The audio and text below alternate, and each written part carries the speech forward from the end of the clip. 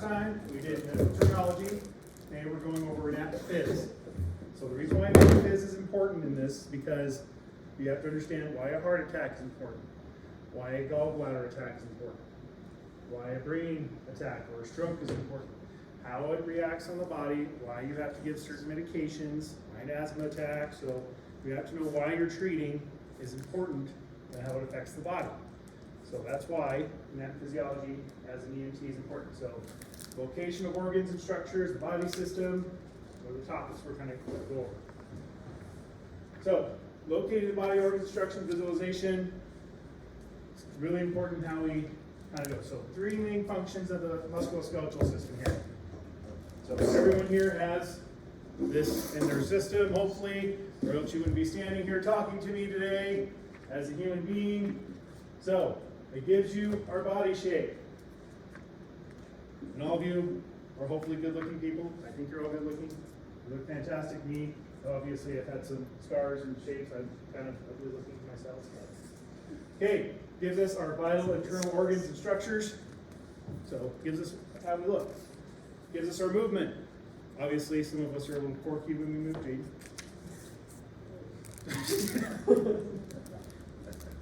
All right, our skeleton. We have Gandalf here. I told you, he's our friend. So, our skull, our thinking cap. Some of us don't like to use it as an emergency medicine. Some people don't like to use it when they get into our accidents. That's what gives us our job security. And the famous phrase I always hear is, "Here, hold my beer before that accident happens." Our spine. Then we have our ribs,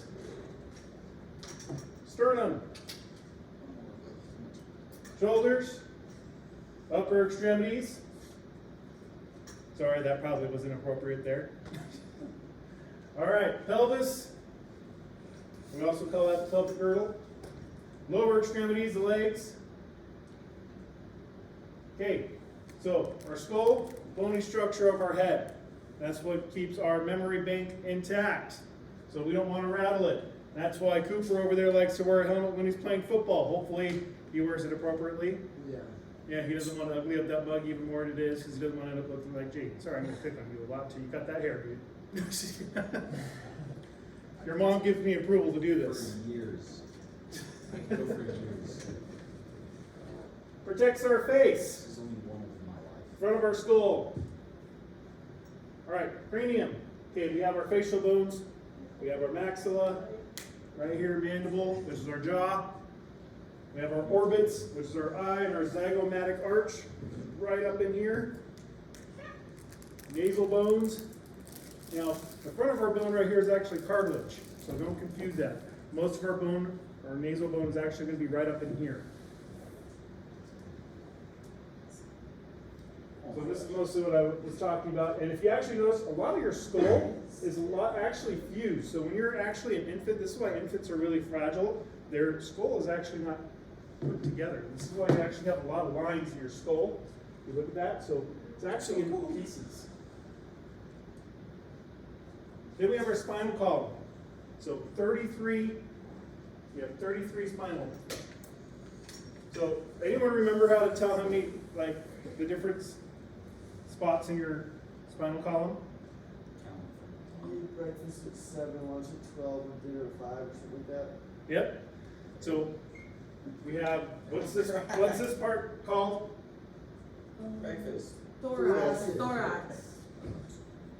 Your neck. So that's, you have 7 in there, you breakfast at 7, so that's your cervical spine. Oh, cervix. So that's where we put on that little collar.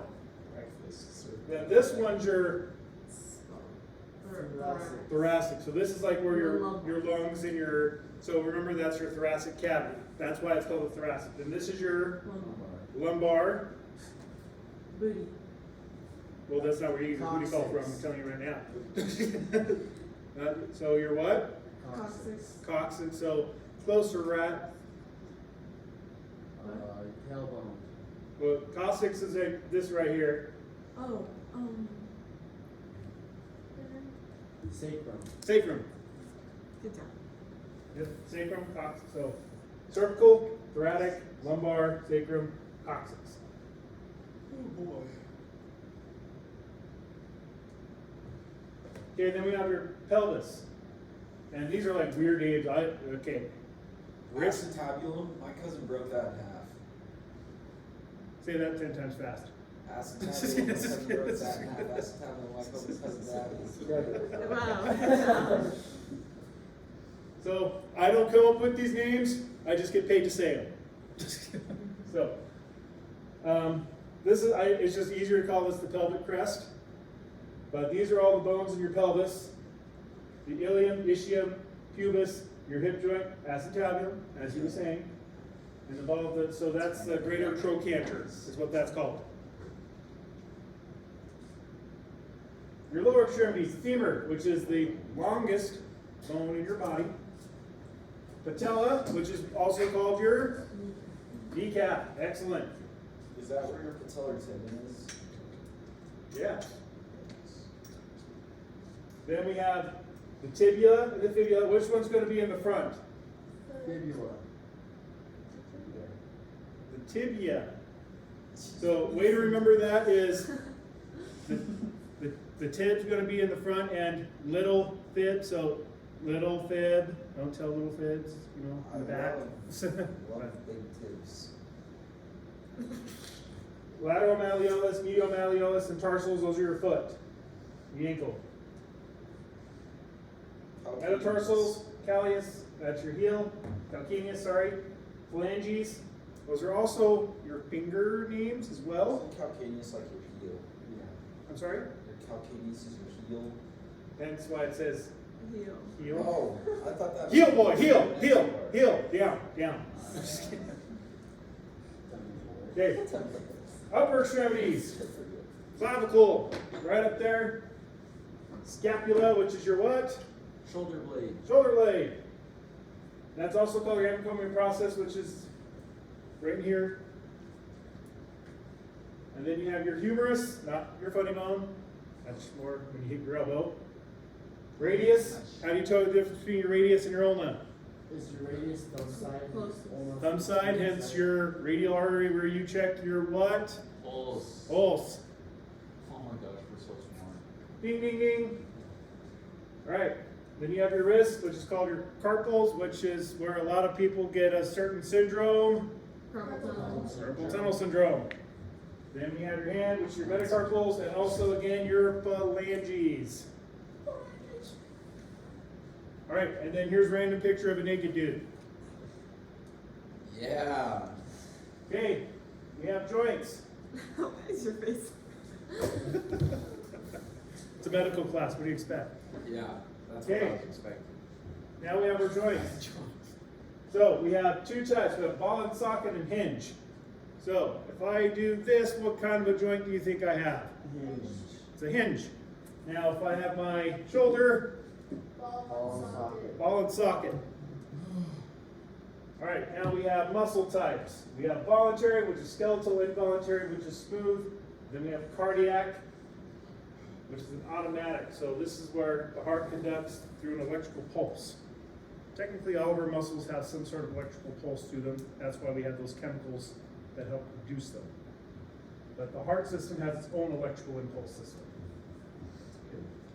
So, skeletal muscle systems, cardiac muscle, and smooth muscle. They all look different if we had them under a microscope. Our respiratory system. Now this is a fun little system here. So this is how the exchange of carbon dioxide and the oxygen exchange at the tissue level, and it's kind of a little complex. So air enters into the body through our mouth and nose. Then it goes into our lungs, right? And this is, exchange happens. So it has to go through all these areas here. So what happens in our nose first? What does our nose do with the air? Inhales it. And exhale. No, it inhales first, Teresa. So our nose is kind of like this humidifier. It brings in the air. So it moistens and humidifies air. Then it goes in through kind of right here. What's this part right here? Back of your throat. Good job. It is the back of the throat, but what's the medical term for it?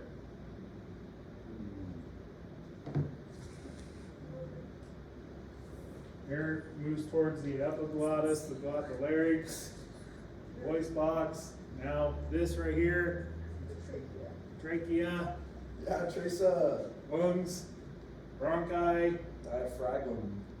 Alveoli. alveoli. And at the alveoli, what's at the alveoli?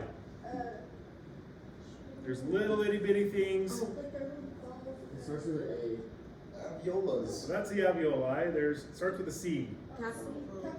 Capillaries. And at the capillaries, that's where that blood oxygen exchange happens.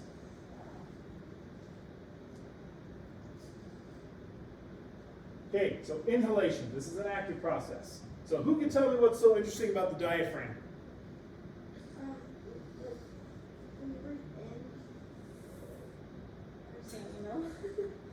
Something interesting about the diaphragm, how it rests in the body.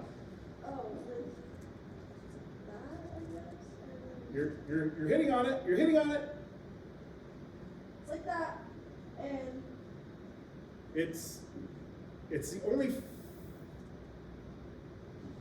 only what muscle in the body?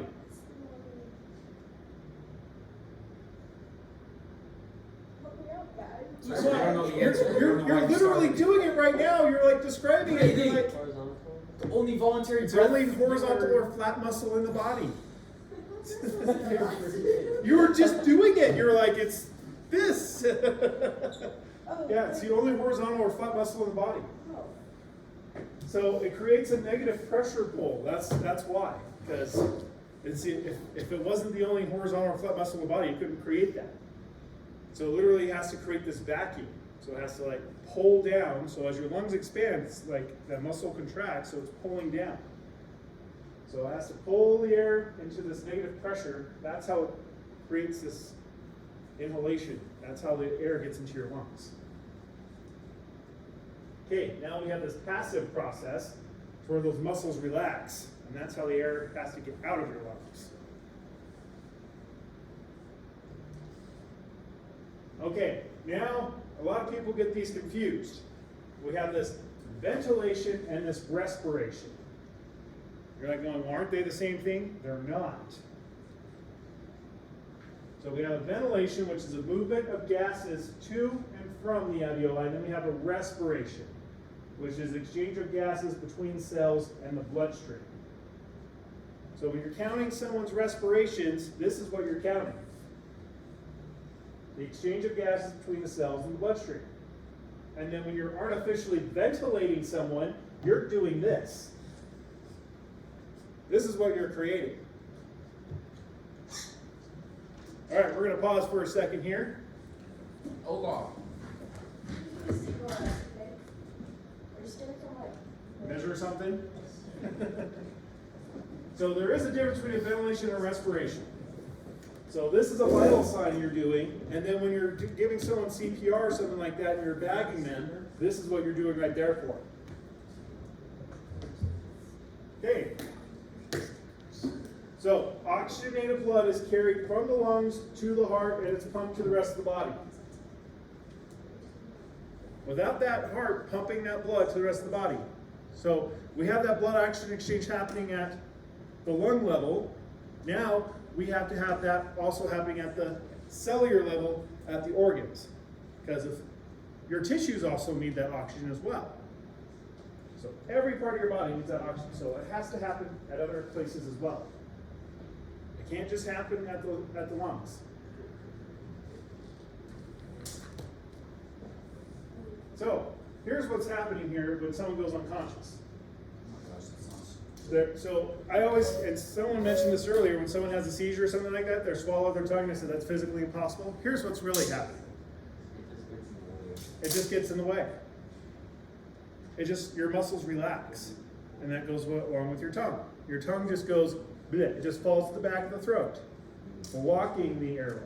And we talked about that when we were doing your CPR. That's why you tilt someone's head back if you don't suspect a spinal injury. So you just tilt their head back, which will open their airway. Now, if we look here, we have some physiological changes between an adult and a child. So we notice the trachea is a little bit narrower in a child than an adult. And also, look at the tongue size here. What do you notice difference about a tongue size between a child and an adult? Nothing? The child has a big Longer. tongue. A child's tongue's going to be a lot bigger. Actually, it's like the same size, just takes up much space because it's smaller mouth. Yeah. Because children's heads are a little bit more larger in proportion. Yeah. That's why an infant can't hold up their head. Yeah. There's not as much ballast there, so to speak. So if you don't suspect a spinal injury, that's why we're saying tilt the head back so the tongue can move out of the way so the airway can open. Okay, now our cardiovascular system. Heart, blood vessels. 3 sections. Okay, 4 chambers of the heart, atria, ventricles. Now if you want a way to remember this, here's how you do it. A, with your hands. A, B, C, A, atrium. A, atrium. B, ventricles. B, ventricle. A, atrium. A, atrium. B, ventricles. B, ventricles. Simple, right? Now if I don't break my equipment, which I usually do, Watch this one, watch. which I think I did. Yes, I did. Good. Yay, Mr. Clement. All right. Actually, I might be able to see it. Aha! So, now you have the right and left side. Here's what you need to know. Right side always gets deoxygenated blood. Left side gets oxygenated blood.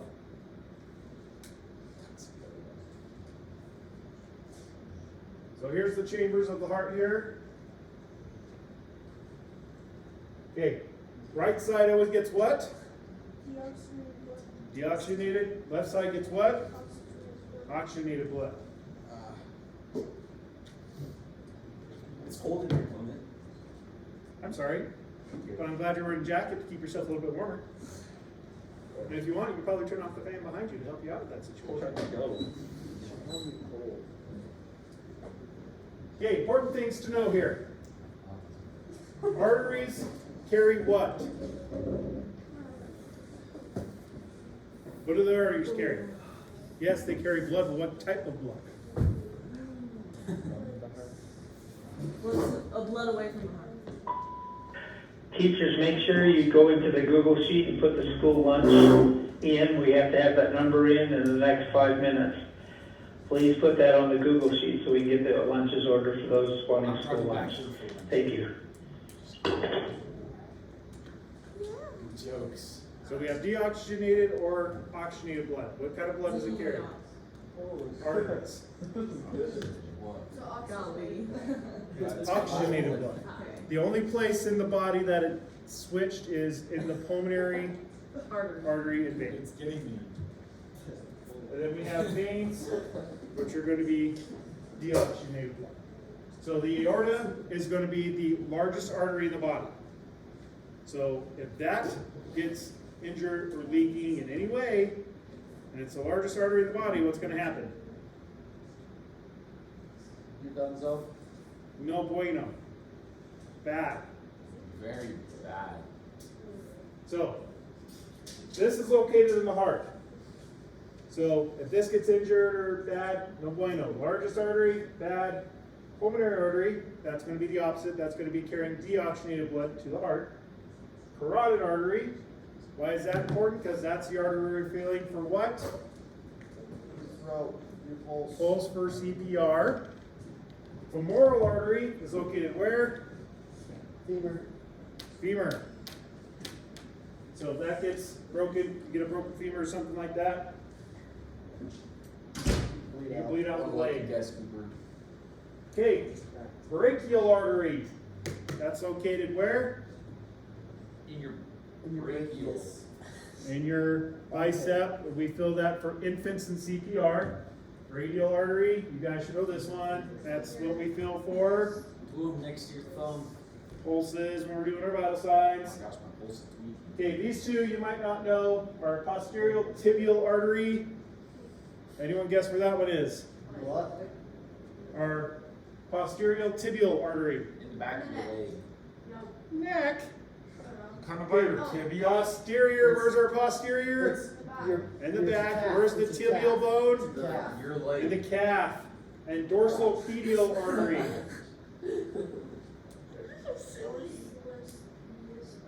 Brush your fan medial. off. These are medical terms. So dorsal, think. So it's in the back. Medius. Think ped. Yes, so In your foot. in the foot, so Ankle. artery, so it's going to be dorsal, Side of your foot.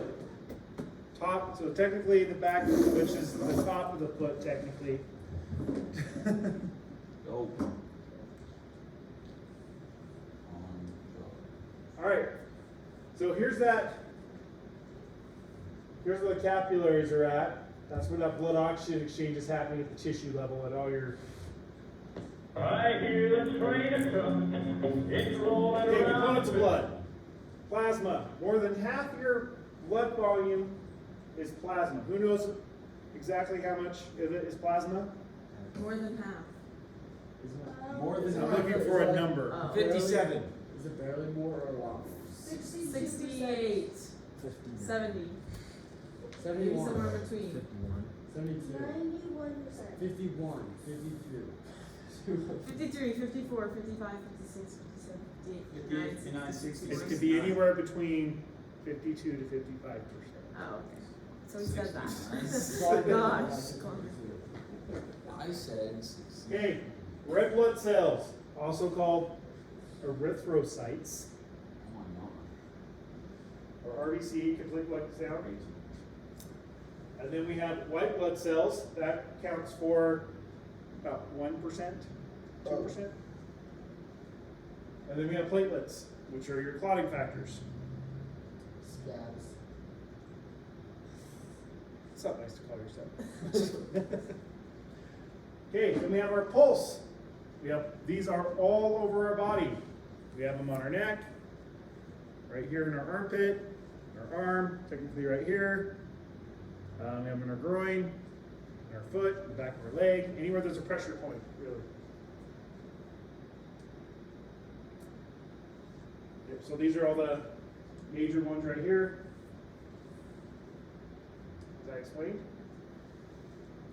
So the main ones that we focus on here in this class are, like I told you, are going to be the carotid pulse, brachial, radial, and sometimes the femoral.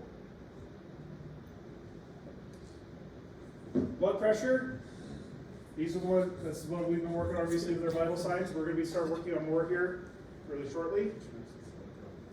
And we have our systolic, which is our upper reading, which is the arterial pressure when left the ventricles contract. The diastolic, lower reading pressure when leaving the ventricles. Perfusion. This is going to be really important. You need to know what this word means. A lot of people last year had a hard time with this. Perfusion, also known as shock. If someone is not perfusing well, they are going to shock, which is hypoperfusion. Hypoperfusion means they're going into shock. So when I say it, how is someone perfusing? That means, are they getting adequate oxygen supply and nutrients to their cell? And how are they removing waste products? So if someone is hypoperfusing, that is shock. They are not perfusing well.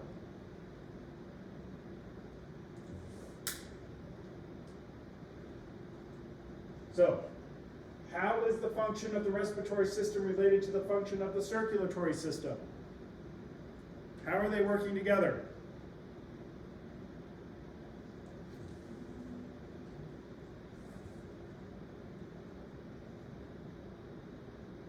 Come on, what did we just talk about? How is the heart and the lungs working together? Supplying oxygen to the body. So neither one can work without one another, right? Yeah. So one can't deliver the nutrients without the other. It's a life support chain. So we can't perfuse without the oxygen being transported. So the blood is the transport system for the oxygen. We can't remove waste without that perfusion system. Okay, lymphatic system. Functions of this is to capture fluid and maintain a balance of that fluid. Okay, now some of you might still have these in your body. Who still has their tonsils and adenoids? All right, welcome to the club. The rest of you, just kidding. All right, so spleen, hopefully you still have that in your lymphatic and the nodes. Okay, so here, if we have, for example, someone who had a mastectomy, which is a removal of a breast, this might be due to breast cancer usually, we avoid taking a blood pressure on that side because it'd be very painful for them because they've had a lot of lymph tissue removed from that area. The nervous system. This consists mostly of your brain and your spinal column. Yes, your spinal column has to do with your nervous system. That's why when we hear spinal injury or anything like that, we're very nervous about it. Digestive system. Stomach, small and large intestine. My wonderful little flush system up here. We have other accessory organs, liver, gallbladder, pancreas, spleen, and appendix. The spleen has multiple functions on it. It just does not have to do with the lymphatic system.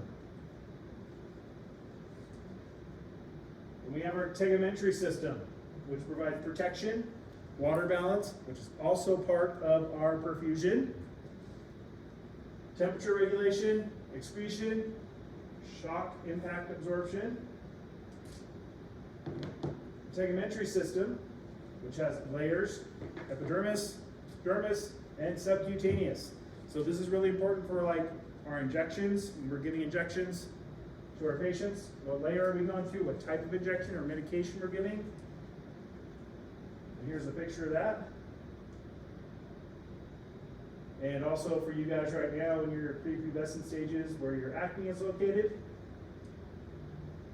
Our endocrine system.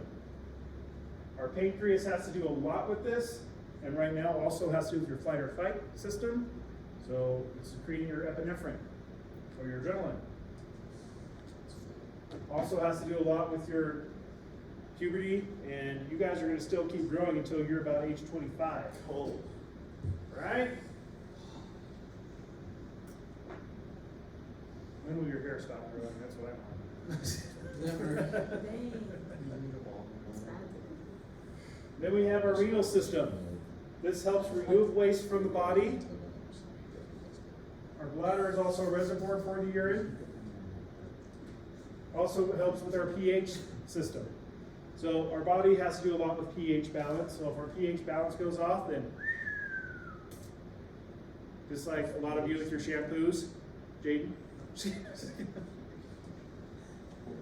Ureters, urethra. This is where we secrete our urine from. Okay, our male reproductive system. So this also has to do with our endocrine system as well. A lot of these systems have dual functions. And then the female reproductive system as well. Okay, as an EMT, please make sure you review this system very well because, like I said, you have to know these systems. What is a heart attack? What is a diabetic emergency? What is an environmental emergency? Because when you have to deal with these emergencies, you have to know what body system it's going to affect.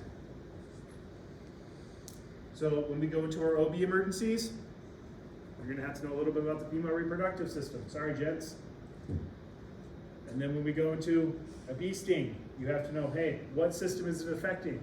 You have to know how it's affecting the body. When we get into our cardiology a little bit more, what is going on with that heart? When we get into asthma, what's going on with those lungs? Why is the lungs contracting? What's causing that patient to have that asthma attack? A lot of things can cause an asthma attack.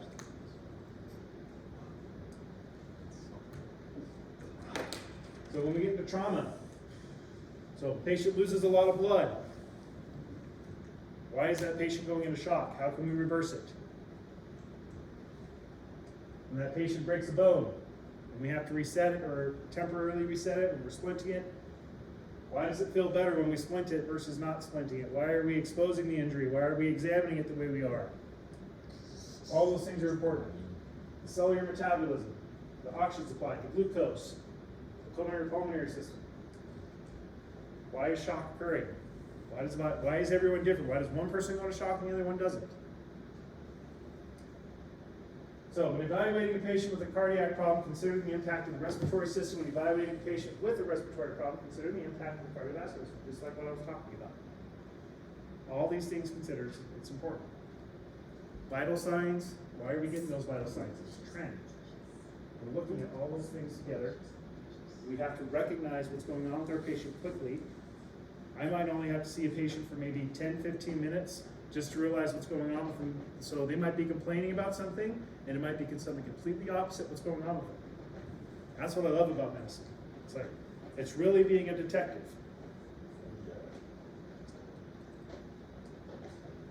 So, you're treating a patient who was recently released from intensive care unit with a massive infection, which is called sepsis.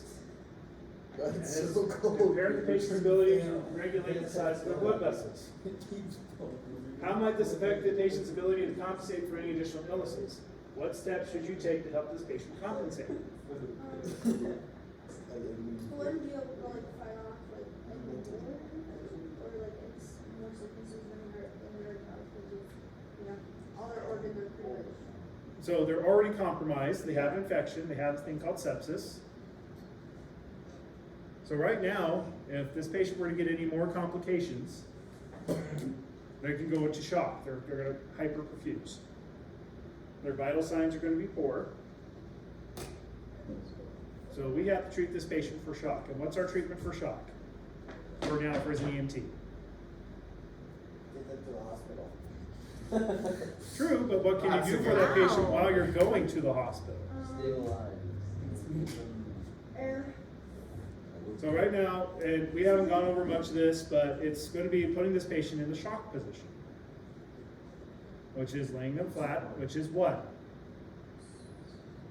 On their back, supine.